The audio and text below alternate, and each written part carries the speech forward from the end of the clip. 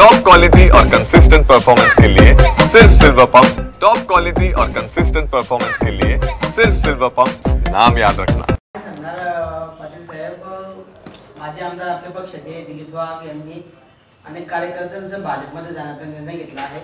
पक्षाबद्दल त्यांची नाराजी असल्याचे त्यांनी जाहीरपणे सांगितलेले आहे। मी आपल्या वृत्तवाहिन्यांच्या माध्यमातूनच या संबंधामध्ये ऐकलं आहे। दिलीप वाघ हे राष्ट्रवादी काँग्रेस पक्षाच्या स्थापनेपासूनचे या जिल्ह्यातील एक प्रमुख नेते होते। त्यानंतर ते राष्ट्रवादी पक्षातून आमदार देखील झाले।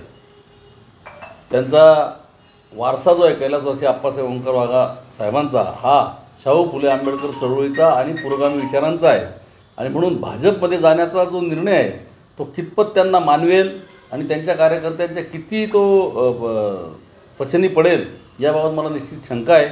आणि माझं आव्हान आहे आपल्या माध्यमातून की मान्य दिलीप वाघांनी आपण ज्या विचारधारेतून वाढलो शाहू फुले आंबेडकरांच्या आणि ज्या पक्षातून आपण या ठिकाणी आमदार झालो तो पक्ष त्यांनी सोडू नये असं आव्हान मी आपल्या माध्यमातून या ठिकाणी करतो। तशा प्रकारचा प्रयत्न आम्ही देखील करीत आहोत। एकनिष्ठ राहिले आतापर्यंत त्यांचे गैरसमज किंवा त्यांची नाराजी दूर करण्याचा प्रयत्न राहील पक्षाने।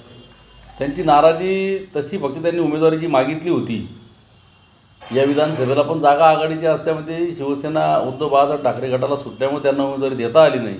परंतु ठीक आहे, झालं ते झालं। परंतु त्यांनी ज्या चळवळीतून ज्या पुरोगामी विचारातून आपण वाढलो, ज्या राष्ट्रवादी काँग्रेस पक्षातून आपण आमदार झालो त्या पक्षाला त्यांनी सोडू नये आणि ते निश्चितपणानं पक्षाच्याही आणि त्यांच्याही दृष्टीने आणि कार्यकर्त्यांच्याही दृष्टीने या ठिकाणी हिताचं राहील असं माझं या ठिकाणी स्पष्टपणाने मत आहे। जाणार नाहीत या बाबतीमध्ये निश्चितपणानं त्यांचे कार्यकर्तेसुद्धा त्या ठिकाणी आग्रही आहेत की आपण राष्ट्रवादी सोडू नये आणि मान्य दिलीप भाऊंनासुद्धा तिकडे जाण्याच्या बाबतीमध्ये कितपत मानवेल याबद्दल माझ्या मनामध्ये शंका आहे।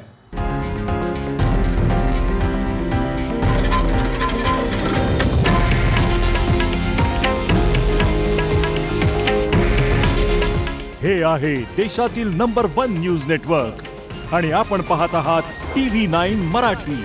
काळजी तुमची, हित महाराष्ट्राचं।